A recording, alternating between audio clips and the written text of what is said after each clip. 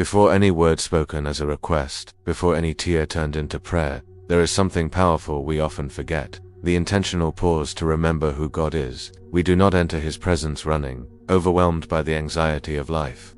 We enter recognizing His greatness, His strength, and His care. Today, our hearts are invited to be still for a moment and reflect on an ancient yet living truth. God continues to be our rock, not a cold or distant rock, but a firm foundation that sustains those who are almost ready to give up standing when everything feels unstable. When the ground seems to give way, it is He who teaches us how to remain. There are days when we wake up already tired, as if life were a battle that began before the sun ever rose. And even so, God is not offended by this. On the contrary, He is the one who prepares our hands to face what lies ahead, even when we do not feel ready, not because we are strong, but because He sustains us. The psalmist recognizes something profound. It is not human ability that wins the wars of life, but divine presence that guides us every step of the way. God is shelter when the world threatens, protection when fear screams, strength when the soul feels fragile. He does not merely watch from a distance. He gets involved, He cares, He protects. And perhaps today you need to remember this. You are not fighting alone, you never have been. The same God who was your fortress yesterday is still your refuge today. If this truth spoke to your heart, write Amen in the comments as a sign of faith and agreement. After recognizing God as rock and fortress, the psalmist's heart asks a question born not from doubt, but from humility, a question that still echoes in those who have ever felt invisible. Lord, what is mankind that you care for them? This is not unbelief, it is awe. It is the wonder of someone who looks at themselves small, fragile, limited, and is amazed to be the object of such divine care. How many times have you felt this way? Too small for your problems, too fragile for your responsibilities, as if your life were just one more among billions. The psalm reminds us that although our existence is brief like a breath, it is deeply meaningful to God. We may be temporary, but we are not disposable. God does not measure worth by strength, volume of voice, or public recognition. He sees what no one else sees. He notices the thoughts you never share, the worries you carry in silence, the fears you hide behind smiles. When the psalmist describes human life as a fleeting shadow, he is not diminishing its value. He is highlighting how extraordinary it is that God still chooses to draw near. This changes everything. It means you do not need to be perfect to be cared for. You do not need to be strong all the time to be loved. You do not need to have all the answers for God to be present. He cares deeply, personally. You have ever felt small but still loved by God? Write, God cares about me, in the comments. There is a powerful moment when reflection turns into direct petition. Lord, part the heavens and come down. This cry does not come from comfort, but from someone who has learned that some battles are far too great to face alone. It is the cry of someone who recognizes their limitation and yet trusts that God can intervene. This request is not only about visible miracles or dramatic signs, it speaks of a God who steps into our reality, who comes down to where we are, who touches what seems immovable and causes even the hardest structures to tremble. How many times have you longed for exactly this? For God to enter your situation, your pain, your struggle, and change what seemed impossible to move. The psalmist asks God to touch the mountains, symbols of enormous obstacles, problems that feel permanent. It is like saying, Lord, move what I cannot reach, act where my strength fails, and God does not reject this cry. Instead, He reveals Himself as the one who responds, who rescues, who reaches down from on high and pulls His children out of deep waters. There are seasons when life feels like a raging sea, problems coming from every side, confused thoughts, emotions on edge. In those moments, God does not ask you to swim harder. He extends His hand. He delivers. He rescues. Perhaps today you need heaven to touch your earth. And the good news is this: God is still doing that. If you believe God still intervenes, write "Come down upon my life, Lord" in the comments. After crying out for protection from visible dangers, the psalmist reveals an even deeper pain. Enemies who wound with words. People who use smiles as disguises and promises as traps. Words spoken without truth. Loyalty sworn with hands that hide betrayal. This kind of pain leaves no visible scars, but it cuts deeply into the soul. Some battles are not fought in open fields, but within relationships. Silent conflicts, subtle manipulation, betrayals that come from where we least expect them. The heart bleeds when trust is broken, and the psalm teaches us something freeing. Bring this to God. Instead of carrying the weight of revenge, the psalmist chooses the path of deliverance. He asks for protection from false words, hidden intentions, and alliances that appear sincere but are poisonous.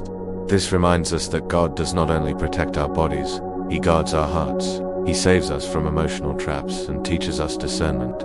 Maybe you have been wounded by words that should never have been spoken. Maybe you trusted someone who did not deserve it. God sees it, He knows it, and He remains the one who separates truth from lies and restores what was broken. You do not need to justify yourself to everyone. You do not need to prove anything. Place what hurt you into God's hands. He is just. He is faithful. He knows how to protect His own. If you want God to guard your heart from lies and false intentions, write "Guard my heart, Lord" in the comments. After speaking of battles, deliverance, and wounds caused by people, something unexpected happens. The psalmist's heart shifts. Instead of sinking into pain, he chooses to worship. He declares that he will sing a new song to the Lord, not because everything has been resolved, but because faith has matured in the struggle. This transition is powerful. It teaches us that worship does not only rise from joyful seasons. Often it is born in chaos. When we choose to trust before the miracle appears, praising God before the answer is not denial of pain, it is a declaration of faith.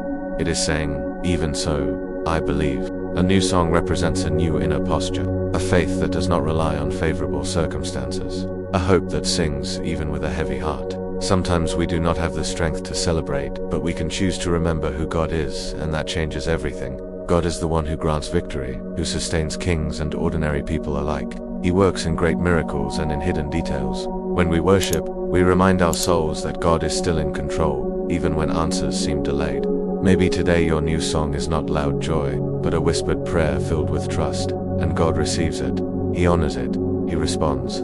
If you choose to worship even without understanding everything, write "I trust you, Lord" in the comments. After worship, the psalmist begins to see beyond the present battle. He paints a picture of the future, a vision where children grow strong, daughters stand firm, homes are filled, barns overflow, and streets are peaceful. This is not merely material prosperity, but wholeness, a life aligned with God. This vision arises when we understand that God did not call us merely to survive, but to live with purpose, security, and peace. He speaks of families cared for, fruitful work, protection from loss and distress. There is no cry of desperation, no invasion, no constant fear. There is stability, there is rest. How often is this all we long for? A little peace, a safe home, a place where the heart can breathe without constant tension. The text reminds us that this peace does not come by chance or human effort alone, but from God being at the center. When God reigns, He brings order out of chaos. He establishes boundaries where there were emotional and spiritual breaches. He builds, restores, and protects. The promise is not that life will be without problems, but that God will be present in every detail. If you are tired of only fighting, God also wants to teach you how to rest in Him, to trust tomorrow, to believe that a future has been prepared, even when today feels uncertain. If you believe God cares for your future and your home, write "My house belongs to the Lord" in the comments. The psalmist then reveals the truth that sustains every promise. It is not wealth, power, or the absence of problems that defines a blessed life. He declares something that confronts the world's logic. Blessed are the people whose God is the Lord. The world insists that happiness comes from having more, appearing greater, achieving more. But the psalmist affirms that true blessing is found in belonging to God, walking under His guidance, resting under His care. The greatest security in life is not in circumstances, but in relationship with Him. When God is at the center, victories do not make us proud, and losses do not destroy us. There is stability not based on possessions, but on who leads us. Those whose God is the Lord may walk through deserts, but they never walk alone. They learn to trust even when the path is unclear.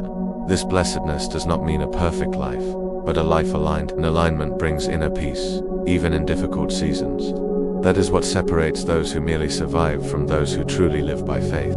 This declaration is still an invitation today. Who governs your life? Where do you place your ultimate trust? If you confess that God is the Lord of your life, write "The Lord is my God" in the comments. There are moments in Scripture when faith stops being talk and becomes action.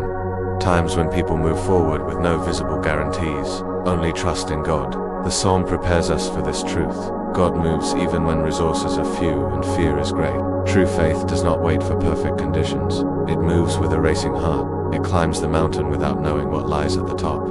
Trusting God does not require having all the answers. It is choosing obedience despite the questions. Often we feel unprepared. We think we need more strength, more support, more certainty before taking the next step. But God often works when we realize we cannot handle it alone. That is when his glory cannot be confused with human effort. The battle may seem unfair, the climb may feel too steep.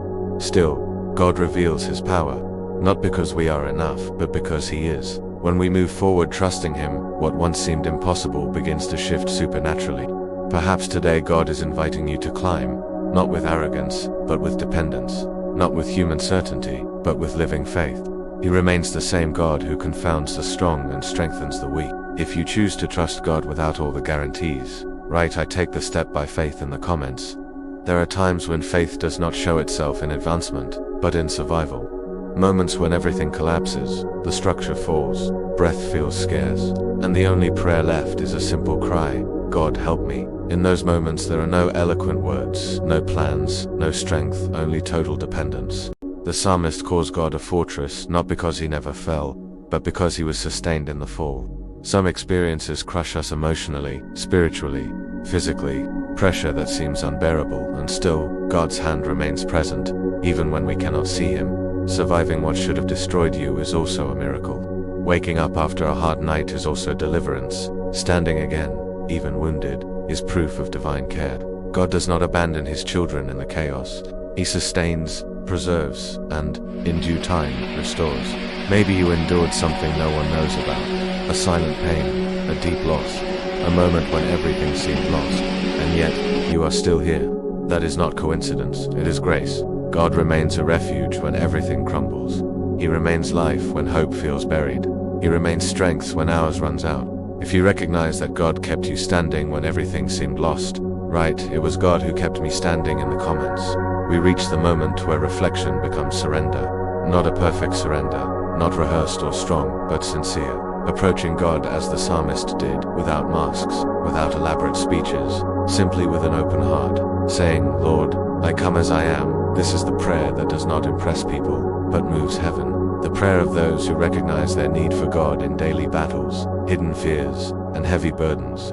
God does not require strength, he asks for willingness. When we place our lives in his hands, something profound happens. We begin to see not only our problems, but God walking with us through them. The fortress becomes more than a concept, it becomes lived experience. He protects, guides, heals, and renews. Surrender does not mean battles disappear, but that we no longer face them alone. The same God who trained weary hands for battle continues strengthening hearts today, and the final truth remains. Truly, blessed are those whose God is the Lord. Make this prayer your declaration today, not only with words, but with trust. He is your rock, he is your fortress, he is faithful. If this prayer reflects what you believe, write "God is my fortress" in the comments, and share it with someone who needs this message today.